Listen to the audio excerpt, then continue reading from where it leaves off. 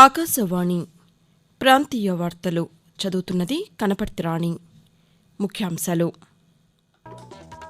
ఉత్తరప్రదేశ్లోని వారణాసిలో దాదాపు 20,000 కోట్ల రూపాయల విలువైన పలు అభివృద్ది కార్యక్రమాలను ప్రధానమంత్రి నరేంద్ర మోదీ ఈరోజు ప్రారంభిస్తారు. ఆంధ్రప్రదేశ్ గవర్నర్ ఎస్ అబ్దుల్ నజీర్ 2 రోజుల పర్యటన నిమిత్తం ఈరోజు తిరుపతి చేరుకున్నారు. రాష్ట్రంలో మెగా ఆరోగ్యశ్రీ అవగాహన కార్యక్రమాన్ని ముఖ్యమంత్రి వైఎస్ జగన్మోహన్ రెడ్డి ఈరోజు ప్రారంభించారు. తూర్పుగోదావరి జిల్లా కొవ్వూరులో రైతులకు దాణామృతాన్ని అందజేస్తున్నట్లు హోంమంత్రి తానేటి వనిత పేర్కొన్నారు. తెలుగుదేశం పార్టీ జాతీయ ప్రధాన కార్యదర్శి నారా లోకేష్ చేపట్టిన యువగళం పాదయాత్ర నేటితో ముగియనుంది. వార్తల వివరాలు. ఉత్తరప్రదేశ్లోని వారణాసిలో దాదాపు 20,000 కోట్ల రూపాయల విలువైన 37 అభివృద్ది కార్యక్రమాలను ప్రధానమంత్రి నరేంద్ర మోదీ ఈరోజు ప్రారంభించనున్నారు. వారణాసిలో 2 రోజుల పర్యటనలో ఉన్న ప్రధానమంత్రి నూతనంగా నిర్మించిన స్వర్వేద్ మహామందిర్ను ఈ ఉదయం ప్రారంభించారు. ఆ తర్వాత సేవాపురిలో వికసిత్ భారత్ సంకల్ప యాత్రలో ప్రధానమంత్రి పాల్గొంటారు. ఈ సందర్భంగా వివిధ కేంద్ర ప్రభుత్వ పథకాల లబ్దిదారులతో నరేంద్ర మోదీ సంభాషించనున్నారు. ఆంధ్రప్రదేశ్ గవర్నర్ ఎస్ అబ్దుల్ నజీర్ 2 రోజుల పర్యటన నిమిత్తం ఈరోజు తిరుపతి చేరుకున్నారు.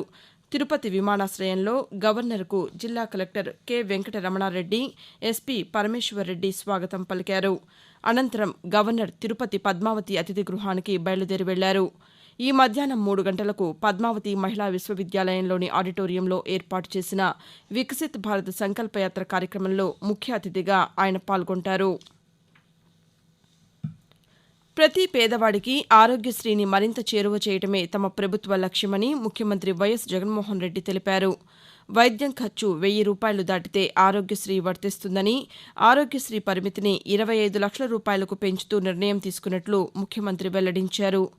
మెగా ఆరోగ్యశ్రీ అవగాహన కార్యక్రమాన్ని అమరావతిలోని క్యాంపు కార్యాలయంలో ముఖ్యమంత్రి జగన్మోహన్ రెడ్డి ఈరోజు ప్రారంభించారు. ఈ సందర్భంగా ఆయన మాట్లాడుతూ రాష్ట్ర వ్యాప్తంగా 2,513 ఆసుపత్రుల్లో ఆరోగ్యశ్రీ సేవలు అందుబాటులో ఉన్నాయని, ఏటా దీనికోసం 4,100 కోట్ల రూపాయలు ఖర్చు చేస్తున్నట్లు వివరిస్తూ ఏకంగా ఎప్పుడు చూడని విధంగా ప్రివెంటివ్ కేర్లో ఎప్పుడు జరగని విధంగా ఏకంగా 10,032 విలేజ్ హెల్త్ క్లినిక్స్ ఈరోజు ప్రతి గ్రామంలోనూ ఈరోజు సచివాలయాల పక్కనే విలేజ్ హెల్త్ క్లినిక్స్ అందుబాటులో ఉన్నాయి. విలేజ్ హెల్త్ క్లినిక్ లోనూ ఒక సిహెచ్ఓ అంటే కమ్యూనిటీ హెల్త్ ఆఫీసర్, ఒక ఏఎన్ఎం, ప్రతి విలేజ్ క్లినిక్ లోనూ 3 నుంచి 4 ఆశా వర్కర్లు అక్కడే రిపోర్టింగ్, ఫ్యామిలీ డాక్టర్ కాన్సెప్ట్ ను తీసుకురావడం జరిగింది. తూర్పుగోదావరి జిల్లా కొవ్వూరు నియోజకవర్గ పరిధిలో 12 లక్షల రూపాయల విలువైన దాణామృతాన్ని పశుపోషణ రైతులకు అందజేస్తున్నట్లు హోంమంత్రి తానేటి వనిత పేర్కొన్నారు. స్థానిక పశు వైద్యశాల ఆవరణలో ఏర్పాటు చేసిన ఉచిత పశు దాణా పంపిణీ కార్యక్రమంలో ఆమె పాల్గొని మాట్లాడుతూ ఇటీవల మిచాంగు తుపాను కారణంగా పశువుల ఆహారానికి ఎటువంటి లోటు లేకుండా చూసేలా ఉచితంగా పశు దాణా పంపిణీ చేయాలని నిర్ణయించామని, ఈ మేరకు కొవ్వూరు నియోజకవర్గ పరిధిలో మిచాంగు తుపాను ముంపునకు గురైన ప్రాంతాల్లోని రైతులకు ఉచితంగా దాణామృతాన్ని పంపిణీ చేస్తున్నామని మంత్రి వెల్లడించారు. దేశంలో జీఎస్టీ రిటర్నులు దాఖలు చేసే వారి సంఖ్య గత 5 ఏళ్లలో దాదాపు 65% పెరిగిందని ఆర్థిక శాఖ వెల్లడించింది. జీఎస్టీ కింద నమోదైన క్రియాశీల పన్ను చెల్లింపుదారుల సంఖ్య 2018 ఏప్రిల్లో 1,06,00,000 ఉండగా ఈ ఏడాది ఏప్రిల్కు 1,40,00,000కు పెరిగింది. 2017-18లో అర్హులైన పన్ను చెల్లింపుదారుల్లో జీఎస్టీఆర్ 3B రిటర్నులు దాఖలు చేసిన వారు 68% ఉండగా ప్రస్తుత ఆర్థిక సంవత్సరానికి ఇది 90% పెరిగిందని ఆర్థిక శాఖ వెల్లడించింది. రక్షణ పరిశోధన అభివృద్ది సంస్థ డీఆర్డీఓ రూపొందించిన ఆకాశ్ క్షిపణి వ్యవస్థ సరికొత్త అంచనాలను అందుకుంది. ఒకే ఫైరింగ్ యూనిట్ ద్వారా ప్రయోగించిన 4 క్షిపణులు 25 కిలోమీటర్ల పరిధిలో దూసుకొస్తున్న 4 లక్ష్యాలను ఏకకాలంలో ఢీకొట్టేలా అభివృద్ది చేసిన నూతన వ్యవస్థ విజయవంతమైనట్లు డీఆర్డీఓ నిన్న వెల్లడించింది. ఈ సామర్థ్యాన్ని ప్రదర్శించిన తొలి దేశంగా భారత్ అవతరించిందంటూ తన అధికారిక సామాజిక ఖాతాలో సంబంధిత దృశ్యాలను విడుదల చేసింది. స్వదేశీయంగా రూపొందించిన ఆకాశ్ వెపన్ సిస్టమ్ ద్వారా ఈ ప్రయోగం చేపట్టి విజయం సాధించామని డీఆర్డీఓ వెల్లడించింది. ఆకాశవాణి ప్రాంతీయ వార్తలు వింటున్నారు. తెలుగుదేశం పార్టీ జాతీయ ప్రధాన కార్యదర్శి నారా లోకేష్ చేపట్టిన యువగళం పాదయాత్ర నేటితో ముగియనుంది. చిత్తూరు జిల్లా కుప్పంలో ఈ ఏడాది జనవరి 27వ తేదీన ప్రారంభమైన యువగళం పాదయాత్ర నేటితో 3132 కిలోమీటర్లకు చేరుకుంటుంది. విశాఖపట్నం జిల్లా అగనంపూడి వద్ద ఈరోజు పాదయాత్ర ముగుస్తుంది. రాష్ట్రంలోని 11 ఉమ్మడి జిల్లాల్లో 97 అసెంబ్లీ నియోజకవర్గాలు, 232 మండలాలు, మున్సిపాలిటీలు, 2028 గ్రామాల మీదుగా 226 రోజుల పాటు పాదయాత్ర సాగింది. ఈ నెల 20వ తేదీన విజయనగరం జిల్లా భోగాపురం మండలం పోలిపల్లి వద్ద పాదయాత్ర విజయోత్సవ సభను తెలుగుదేశం పార్టీ నిర్వహించనుంది. సంక్షేమ పథకాల ఫలాలను అర్హులందరికీ అందించే లక్ష్యంతో కేంద్ర ప్రభుత్వం నిర్వహిస్తున్న వికసిత్ భారత్ సంకల్ప యాత్ర ప్రచార రథం ఈరోజు తిరుపతి జిల్లా తొట్టంబేడు మండలం కాసరం గ్రామానికి చేరుకుంది.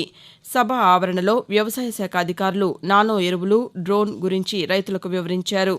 ఈ సందర్భంగా నిర్వహించిన సభలో వివిధ శాఖల అధికారులు కేంద్ర ప్రభుత్వం అమలు చేస్తున్న 17 సంక్షేమ పథకాలను ప్రజలకు వివరించారు. అలాగే ప్రభుత్వ పథకాలను తెలియజేసే కరపత్రాలను ఆవిష్కరించారు.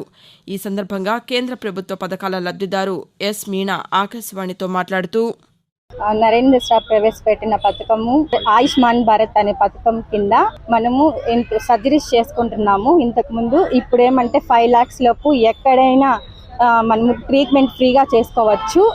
ఇంత అవకాశం ఇచ్చినందుకు నరేంద్ర మోడీ సార్కి కృతజ్ఞతలు తెలియజేస్తున్నాను. అనంతరం మరో లబ్దిదారు పి పుణ్యవతి ఆకాశవాణితో మాట్లాడుతూ ఎంత లబ్ధి పొందినామంటే ఈ రోజు సంఘం ద్వారా నేను 60,000 రూపాయల పొదుపులో అప్పు, సిఐఎఫ్ 50,000, శ్రీనిధి 50,000, బ్యాంక్ రుణము 2 లక్షలు మా కుటుంబాన్ని మేము డెవలప్ చేసుకునే అంత స్థితికి వచ్చినాము. దీని ద్వారా నా 2 బిడ్డలు బాగా చదువుకున్నారు. ఒక సొంత ఇల్లు 16-17 లక్షలు పెట్టి సొంత ఇల్లు కట్టుకున్నాను. 2 సార్లు మా ఆయనకి ఆరోగ్యం హెల్త్ ప్రాబ్లం వచ్చింది, హార్ట్ ఆపరేషన్, బ్రెయిన్ ఆపరేషన్. ఈ సంఘంలో మద్దతు ఇచ్చి నాకు చాలా ముందుకు నడిపించింది మా మోడీ గారికి. విజయవాడ మొగల్రాజపురంలోని సిద్ధార్థ ఆడిటోరియంలో ఈ నెల 19, 20, 21 తేదీల్లో అమరావతి బాలోత్సవం నిర్వహిస్తున్నట్లు నిర్వాహక కమిటీ గౌరవాధ్యక్షుడు సిహెచ్ మల్లికార్జునరావు చెప్పారు. సిద్ధార్థ ఆడిటోరియంలో ఆయన నిన్న బాలోత్సవం పోస్టర్ను ఆవిష్కరించారు.